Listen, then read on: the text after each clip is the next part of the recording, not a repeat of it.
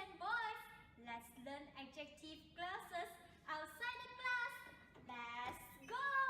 Come on! What is adjective clause? First of all, remember that adjective modify or describe the noun or pronoun. For example, smelly cat. Smelly here is an adjective because it describes the noun cat. So, what is an adjective clause? An adjective clause, also known as relative clause, are dependent clause, and it modifies the noun or pronoun in a main clause. How to identify an adjective clause?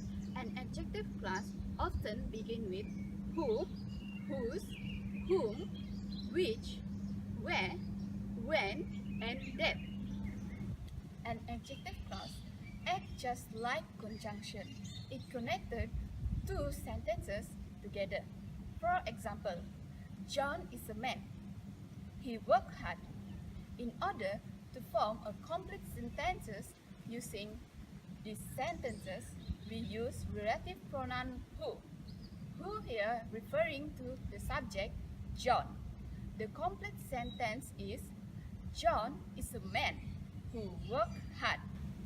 Also, remember that adjective clause can occur in the middle or after the main clause. For example, Mary, whom I like a lot, is interesting. Mary is interesting is the main clause. Whom I like a lot is the adjective clause. Second example, Harriet is a woman whom I respect. Harriet is a woman is the main clause. Whom I respect is the adjective clause. Now, I'm going to explain about relative pronouns as subject. To refer to people, use who and that, while to refer to things, use which and that. Now, I'm going to explain about the two of it. To refer to people, for example, he is the teacher who speaks 3 foreign languages. Who is the subject, speaks is the verb, 3 foreign language is the object. Another example is, I have friends that love to talk. That is the subject, love is the verb. To refer to things, for example, this is the course which takes 6 months. Which is the subject, takes is the verb, 6 months is the object. Another example is, these are the books that are useful. That is the subject, are is the verb. Just remember that is used for informal talk or writing. How to identify relative pronouns as subject? Here's how. Relative pronouns plus verb phrase equals to subject. The verb in adjective clauses agrees with the noun and pronoun that the clause modifies. For example, Sam is the man who lives next door to me. Lives is a singular verb because the subject meant that is a singular.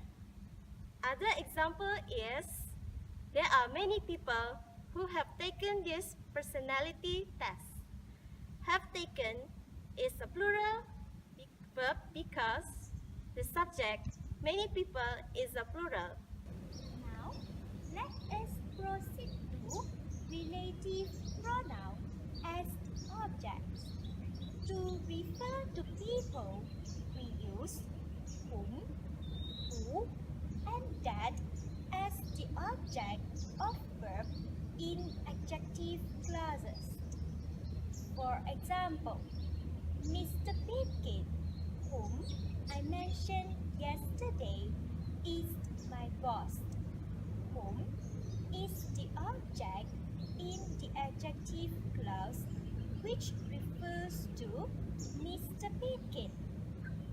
Next, Mr. Pitkin was the person, who or that I mentioned. Who or that is the object in the adjective clause which refers to Mr. Pitkin. Level of formality. Whom is the most formal? Who is quite formal? While that is the least formal. To refer to things, we use which or that as the object in adjective clauses. For example, the test which or that I took was difficult. Which or that is the adjective of the clause which refers to the test. Remember, which is more formal than that. Take note, the verb in an adjective clause must agree with the subject of the clause, not with the object. Let us see some examples. The ones are the people that Sally sees frequently. The singular verb sees agree with the singular subject, Sally. Next, he is the teacher who we always meet. The plural verb meet agrees with the plural subject, we. I will show you how to use whose as a part of an adjective clause. Whose indicates possession. His, her, it, their, all of these words are possessive adjectives that can be replaced with whose. For example, Ken is the man. We met his wife. And instead of using his as a possessive adjective, we can replace it with whose. So the sentence would be, Ken is the man whose wife we met. Next, I will show you how to use where to introduce an adjective clause that modifies a place. For example, this is the place. I work there.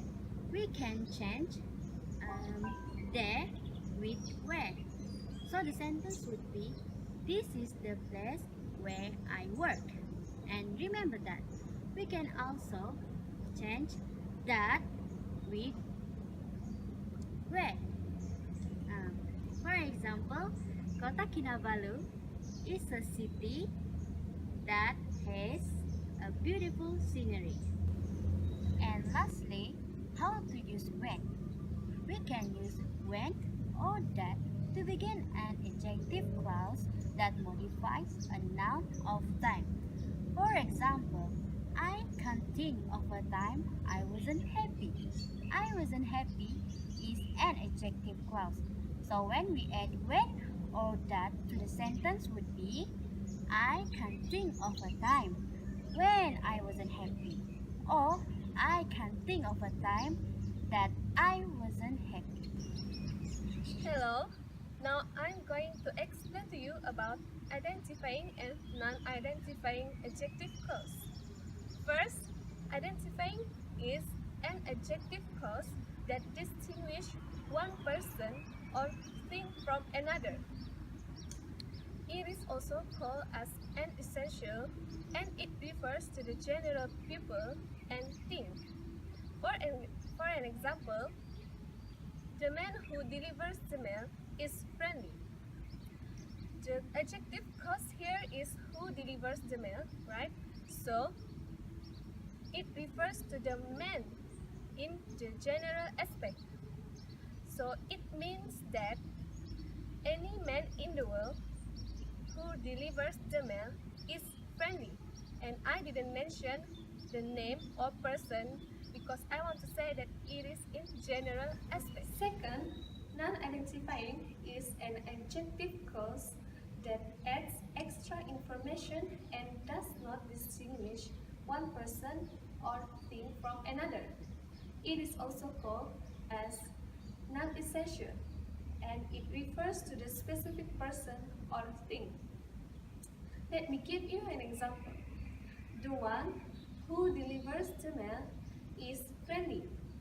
The adjective clause here is who is friendly, and it refers to the man specifically. The specific man, such as Ali.